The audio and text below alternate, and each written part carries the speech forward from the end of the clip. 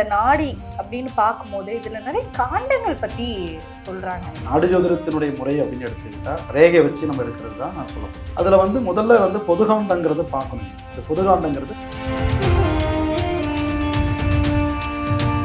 ஒரு மனிதனுடைய வளர்ச்சியை உண்டாக்குறது பார்த்தீங்கன்னா 1, 5, 9 அப்படிங்கிற திரிகோண ஸ்தானம். அந்த 1, 5, 9ங்கிற திரிகோண ஸ்தானத்துல 5வது இடங்கிறது முதல் படியை வைக்கிறது. நம்ம படித்த படிப்பு ஒன்றா இருக்கும், பார்க்குற வேலை ஒன்றா இருக்கும். ஆனால் படிப்புக்கும் வேலைக்கும் சம்மந்தம் இல்லாத இருப்பாங்க. அப்போ நம்ம போகிற பாதை கரெக்டான பாதை தானா, நம்மளுக்காக எழுதப்பட்ட தொழில். 12வது இடங்கிறது கட்டில் சுகம்னு சொல்லுவோம். பள்ளியறை நாகரிகமும் பள்ளியறைங்கிறோம். கட்டில் சுகம் அப்படிங்கிறது நம்ம கணவன் மனைவியினுடைய படுக்கை அறை பற்றி பேசுகிறோம். எல்லாத்துக்கும் மேலே இந்த பிறவியே வேணாம்னு நினைக்கிறோம். எனக்கு இந்த பிறவியோட போதும், அதுக்கு ஜென்மம் வேண்டாம், எனக்கு மோட்சம் இருக்கா, முக்தி இருக்கான்னு கேட்குற இடமோ. வணக்கம் சார். வணக்கங்கம்மா. எப்படி இருக்கீங்க சார்? நல்லா இருக்குங்க சார். தொடர்ந்து நம்ம நிறைய விஷயங்கள் பேசியிருந்தாலும் இப்போ ஜாதகம் பார்க்க ஒருத்தவங்க வராங்க அப்படின்னா இந்தந்த விஷயங்கள் தெரிஞ்சு கேட்கறது அப்படிங்கிறது. ஒருத்தவங்க திருமணம் பற்றி கேட்பாங்க, ஒருத்தர் என்னுடைய தொழில் வளர்ச்சி எப்படி இருக்கும் அப்படின்னு கேட்பாங்க. என்னோட குடும்பத்தில் ஒற்றுமையே இல்லைங்க, சண்டை சச்சரவுகளாக இருக்குது, என்ன பண்ணணும் அப்படின்னு கேட்பாங்க. இப்போ பொதுவாக இந்த நாடி அப்படின்னு பார்க்கும்போது இதில் நிறைய காண்டங்கள் பற்றி சொல்கிறாங்க. அகத்தியர் சொல்லக்கூடிய அந்த காண்டங்கள் பற்றி சொல்லுங்க சார். அதாவது மேம், பொதுவாகவே நாடு ஜோதிடத்தினுடைய முறை அப்படின்னு எடுத்துக்கிட்டா ரேகை வச்சு நம்ம எடுக்கிறது தான் சொல்லப்படுது. சித்தர்கள் பல ஆயிரம் ஆண்டுகளுக்கு, பல நூறு ஆண்டுகளுக்கு முன்னாடி இந்த நாடி சாஸ்திரம்ங்கிறத ஒன்று எழுதியிருக்கிறாங்க. இதை பார்க்கறதுக்கான ஒரு முறைகளை பார்க்கும்பொழுது ஆண் வலது கை ரேகை, பெண் இடது கை ரேகை அப்படிங்கிற அடிப்படையை கொண்டு அதை எடுக்கிறோம். அதில் முதல்ல பொதுகாண்டங்கிறது பார்க்கணுங்க. இந்த பொதுகாண்டங்கிறது அறிமுக காண்டம் அப்படின்னு சொல்லுவோம். அந்த பொதுகாண்டங்கிறது மொத்தம் 12 காண்டங்கள் பிரிக்கப்படுது பொதுகாண்டத்தை சேர்த்து. அந்த 12 காண்டங்கள்ல 11 காண்டங்களுக்கு அறிமுக காண்டம் தான் இந்த முதல் காண்டம். 2வது காண்டம் அப்படிங்கிறது குடும்ப வாழ்க்கை, கல்வி, பொருளாதார நிலை. அப்போ 2 விஷயமா இந்த இடத்துல பேசப்படும். பெண்களுக்கு அவங்களுடைய பிறந்த இடத்திலிருந்து வரக்கூடிய செல்வங்கள், ஆதரவுகள் எப்படி இருக்கு அப்படிங்கிறத பேசுறதும் 2வது காண்டம். பொதுவாகவே படிப்பு, குடும்ப வாழ்க்கை, இதை பற்றி பேசுகிறதும் அந்த 2வது காண்டம் தான். அதே போல் 3வது காண்டம்னு எடுத்துக்கிட்டோம்னா மன தைரிய வீரியம் அப்படிங்கிற ஒரு சப்ஜெக்ட் இருக்கு. எல்லாருமே சொல்லுவாங்க 3வது காண்டம் அப்படிங்கிறது இளைய சகோதரனை பற்றி பேசக்கூடியது. சகோதரனோ சகோதரியோ அவங்கள பற்றி பேசக்கூடிய ஒரு விஷயமாக இருந்தாலும் 3வது காண்டம் ஒரு மனிதனுடைய ஆண் மகனாக இருக்கிறாங்க, இல்லை ஒரு பெண் மகளாக இருக்கிறாங்கன்னா கல்யாணத்துக்கு பிறகு அந்த இல்லறம், தாம்பத்தியம்ங்கிற ஒரு உறவு வரத்துக்கு மூல காரணமாக இருக்கிறது நம்மளுடைய உணர்ச்சிகள்னு சொல்லுவோம். அப்போ ஆசை, அந்த உணர்ச்சிகள், இதை தூண்டக்கூடிய ஒரு கிரகமைப்பு நல்லா இருந்தது, அந்த ஸ்தானம் நல்லா இருந்தால் மட்டும்தான் அவங்களுக்கு அந்த வீரிய நிலையும் செயல்படும் அப்படிங்கிற அந்த ஆண்மை சார்ந்த ஒரு விஷயத்த பேசுறதும் 3வது காண்டங்க. 4வது காண்டம் சுக வாழ்க்கை. அப்போ 3வது காண்டம் என்ன சொல்லப்படுதோ, வீரியத்தன்மை நல்லா இருந்ததுன்னா 4வது காண்டம் அந்த சுகத்தை அனுபவிக்க வேண்டிய அமைப்பு நல்லா இருக்கும் அப்படின்னு சொல்லுவோம். அதேமாரி பெற்றெடுக்கக்கூடிய தாயாருடைய நிலை, அவங்களுடைய ஆரோக்கியம், அம்மா அந்த குழந்தைகளுக்கான உள்ள பந்தத்தை தீர்மானிக்கக்கூடிய ஒரு இடம். அப்புறம் இவங்க அமைக்கக்கூடிய சொத்துகள், வீடு மனை, அடிஷ்னலாக மேற்கொண்டு வாங்கக்கூடிய சொத்து. சில பேருக்கு ஒரு வீடு இருக்கும், அவங்களுக்கு 2வது சொத்து வாங்கக்கூடிய ஒரு அமைப்பு இருக்கா அப்படிங்கிறதெல்லாம் பேசுறது இந்த 4வது இடம். பழக்க வழக்கங்கள். சில பேர் சொல்லுவாங்க, எனக்கு எந்த ஒரு ஃப்ரெண்ட்ஷிப்புமே செட் ஆகலைங்க, எனக்கு ஃப்ரெண்டே இருக்க மாட்டேங்கிறாங்க அப்படிங்கிறாங்க. அதுக்கும் இந்த 4ஆம் இடத்தை ரொம்ப முக்கியத்துவம் கொடுக்கக்கூடிய இடம். அடுத்தது 5வது காண்டம்னு இருக்கு. 5வது காண்டம் நம்மளுடைய பூர்வீகம். எத்தனை பேர் அவங்களுடைய பூர்வீக மனையில் வாழ்ந்துகிட்டு இருக்காங்கிறது ஒரு கேள்வி இருக்கு. அந்த சொத்து அவங்களுக்கு கிடைக்க பெற்றாலும் அதை அனுபவிக்க முடியாதவங்க எத்தனை பேர் இருக்கிறாங்க. ஸோ இது எல்லாமே பேசக்கூடியது 5வது காண்டம். அந்த பூர்வீக சொத்து அவங்களுக்கு நல்லதை கொடுக்குமா, அதனால அவங்களுக்கு பாதகத்தை கொடுக்குமா அப்படிங்கிறத தீர்மானிக்கிறதும் அந்த 5வது காண்டம். அடுத்தது அவங்களுக்கு பிறக்கக்கூடிய குழந்தை அப்படிங்கிறது ஒன்று இருக்கு. அவங்களுடைய குழந்தையால இவங்களுக்கு வர வேண்டிய நன்மை தீமைகளை பற்றி. சில பேருக்கு அந்த குழந்தை பிறந்த யோகம் நல்ல ஒரு வளர்ச்சியை கொடுக்கும். சில பேருக்கு இந்த குழந்தை பிறந்ததுலேருந்து விரயங்கள் நிறைய ஆயிட்டு இருக்கும், அந்த குழந்தைக்கும் நிறைய மருத்துவ செலவுகள், விரயங்கள் கொடுத்துக்கிட்டு இருக்கோம்.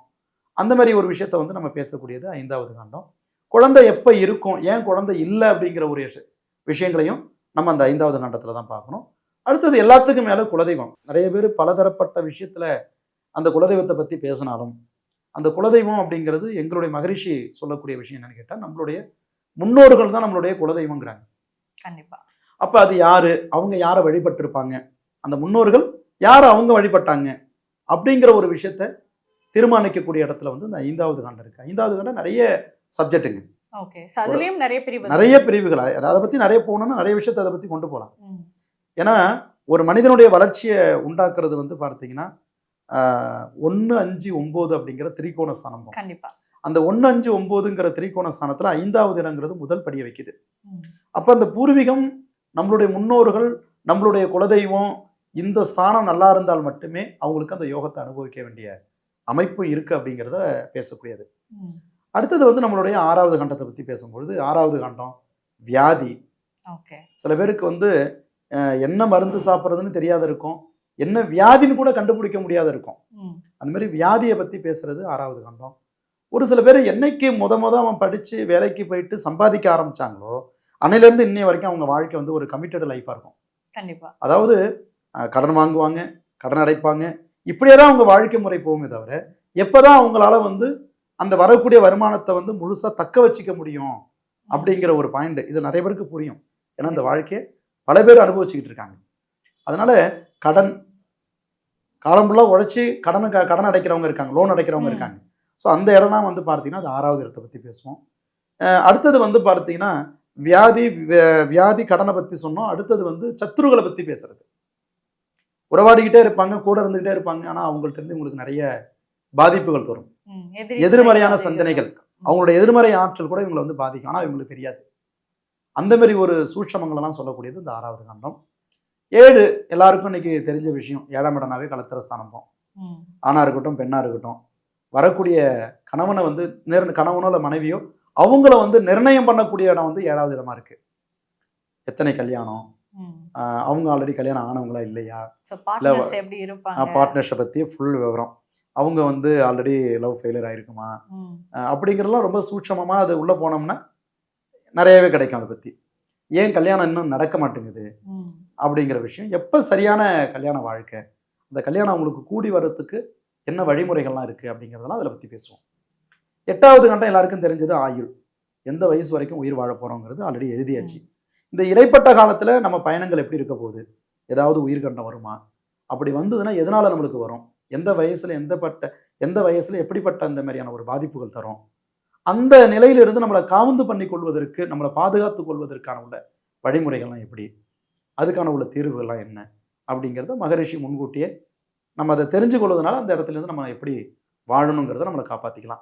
அப்போ ஆயுளை பற்றி தெரிஞ்சுக்கிறது, எந்த வயசுல, எந்த மாசத்துல, எந்த திதியில, எந்த நட்சத்திரத்துல, எந்த வேலையில எப்படிப்பட்ட மரணங்கிறத பற்றியும் பேசுவோம் இந்த 8வது காண்டம். அடுத்தது வந்து பார்த்தீங்கன்னா 9வது காண்டம். எப்படி 1, 5, 9 சொன்னோமோ அந்த 9ஆம் இடம் ரொம்பவும் ஒரு மனிதனுக்கு வந்து அதிர்ஷ்டத்தை கொடுக்கக்கூடிய இடம். அதிர்ஷ்டம்ங்கிறது 5, அதை அடையக்கூடிய பாக்கியம் இருக்குதா அப்படிங்கிறத தீர்மானம் பண்ணக்கூடியது 9வது இடம். அப்போ அதுக்கு என்ன வேணும், நம்மளுடைய முன்னோர்களுடைய பிளெஸிங்ஸ் வேணும். 5ஆம் இடம்ங்கிறது பூர்வ புண்ணியம், 5ஆம் இடம் என்பது நம்மளுடைய முன்னோர்கள்ங்கிறோம். அதே 9ஆம் இடங்கிறது வந்து பார்த்தீங்கன்னா அவங்க நம்மளுக்கு தெய்வமாக இருக்காங்களா, அவங்கள தெய்வமாக நம்மளை வந்து காக்குறாங்களா, அப்போ நம்மளுக்கு ஆன்மீகம் எந்த அளவுக்கு சப்போர்ட் பண்ணுது, குருமார்கள் நம்மளுக்கு எந்த அளவுக்கு சப்போர்ட் பண்ணுறாங்க அப்படிங்கிற அந்த 9ஆம் இடத்தை வந்து நிர்ணயம் பண்ணுது.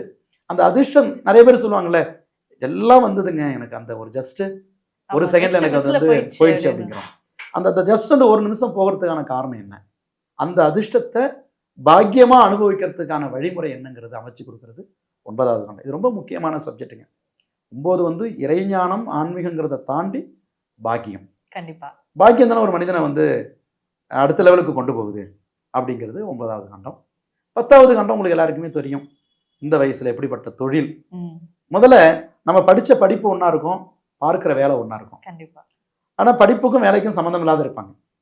அப்போ நம்ம போகிற பாதை கரெக்டான பாதை தானா, நம்மளுக்காக எழுதப்பட்ட தொழில் என்ன, எனக்குன்னு இந்த தொழில் தான் செட் ஆகுமா இல்லையா, வேலையாக இருக்கட்டும் தொழிலாக இருக்கட்டும், எனக்குன்னு ஒரு என்னுடைய தலையெழுத்துப்படி என்னுடைய விதி பலன்படி எனக்கு இதுதான் தொழில்னு இருக்கு இல்லையா, நம்ம அந்த தொழிலில் தான் போகிறோமா இல்லை மாற்று தொழிலில் போயிட்டு இருக்கோமா அப்படிங்கிறதெல்லாம் கரெக்டான முறையில் அது தீர்மானிக்கக்கூடிய ஒரு இடம் 10வது இடம், 10வது காண்டம். நிறைய பேர் என்ன பண்ணுவாங்கன்னா தொழில் ஆரம்பிக்க வேண்டிய வயசை விட்டுட்டு நம்மளுக்கு வந்து செய்யக்கூடாத ஒரு கெட்ட நேரம் நடக்கின்ற பொழுது அந்த தொழிலை தொடங்கிடுவாங்க. அவங்களால தோல்வியை சந்திச்சிருவாங்க. அதுல மாட்டிக்குவாங்க திடீர்னு. தோல்வியை சந்திச்ச பிறகு திருப்பி அவங்களுக்கு அந்த நல்ல நேரம் வரும்பொழுது அந்த தொழிலை வந்து தொடங்குவதற்கு அந்த தைரியம் வராது. ஸோ அந்த மாதிரியான ஒரு தவறுகள்லாம் பண்றாங்க பாருங்க. அவங்களுக்கு வந்து தீர்மானிக்கக்கூடிய இடம் இந்த 10வது இடம். 11வது வந்து எல்லாருக்கும் தெரிஞ்சது வந்து லாபங்கிறது. எப்படிப்பட்ட எந்த துறை மூலமாக நம்ம வந்து லாபத்தை சம்பாதிக்க போறோங்கிறது. ஆனால் அதெல்லாம் தாண்டி இச்சாஸ்தானம்னு சொல்லுவாங்க. ஒரு மனிதனுக்கு ஆசைங்கிறத உருவாக்குறது அந்த 11வது இடம். அந்த 11வது இடங்கிறது வந்து 2வது விவாகத்தை பத்தி பேசுது. சில பேர் இதுல தாலி கட்டிட்டு வாடுறவங்க இருக்காங்க, தாலி கட்டாம வாடுறவங்க இருக்காங்க. அவங்களும் மனைவிக்கு சமம், கணவனுக்கு சமம் தான். அந்த இடத்த உருவாக்கக்கூடிய இடம் வந்து அந்த 11வது இடம். யாரு, அவங்க எங்க இருக்காங்க, என்ன படிச்சிருப்பாங்க, அவங்களுடைய குணாதிசயங்கள் எப்படி இருக்கும் அப்படிங்கிறதெல்லாம் முழுசா தெரிஞ்சு கொள்ளக்கூடிய இடம் வந்து 11வது இடம். 12வது இடம்ங்கிறது வந்து பார்த்தீங்கன்னா 12வது காண்டம் அப்படிங்கிறது எதனால அதிகமான விரயங்கள் ஏற்பட போகுது, செலவுகள் அதிகமாக போகுது. அதே மாதிரி 12வது இடங்கிறது வந்து கட்டில் சுகம்னு சொல்லுவோம், பள்ளியறை அப்படின்னு சொல்லுவோம். நாகரிகமாக பள்ளியறைங்கிறோம். அது வந்து கட்டில் சுகம் அப்படிங்கிறது அந்த கணவன் மனைவியினுடைய படுக்கை அறை பற்றி பேசுறது, அதை பற்றி பேசுகிறோம். அதுலேயும் எவ்வளோ பேர் வந்து ஆசைக்காக சுகத்தை அனுபவிக்கிறவங்க இருக்காங்க, அது உணர்வுபூர்வமாக அனுபவிக்காதவங்க எவ்வளோ பேர் இருக்கிறாங்க. ஸோ அந்த இடத்துல அந்த 12ஆம் இடம் தான், 12வது காண்டம் தான் தீர்மானிக்குது. அடுத்தது வந்து வெளிநாட்டு பயணம் அப்படிங்கிறது. இங்கே இருக்க போகிறோமா, வெளிநாட்டிலே நம்ம வந்து நிரந்தரமாக குடியேற போகிறோமா, இல்லை வெளிநாடு போனால் கூட எவ்வளோ காலம் அந்த இடத்துல நம்ம இருக்க போகிறோம் அப்படிங்கிற இடத்த வந்து தீர்மானிக்கிறது 12வது காண்டம். எல்லாத்துக்கும் மேலே இந்த பிறவியே வேணாம்னு நினைக்கிறோம் இல்லையா, எனக்கு இந்த பிறவியோட போதும், அடுத்த ஜென்மம் வேண்டாம், எனக்கு மோட்சம் இருக்கா, முக்தி இருக்கான்னு கேட்குற இடமும் 12வது இடத்த வந்து நிர்ணயிக்குதுங்க. இவ்வளோ அமைப்புகள் வந்து இந்த நாடி ஜோதிடத்தில் ஒவ்வொரு காண்டங்களாக மகரிஷி வந்து பிரித்து எழுதியிருக்காங்க.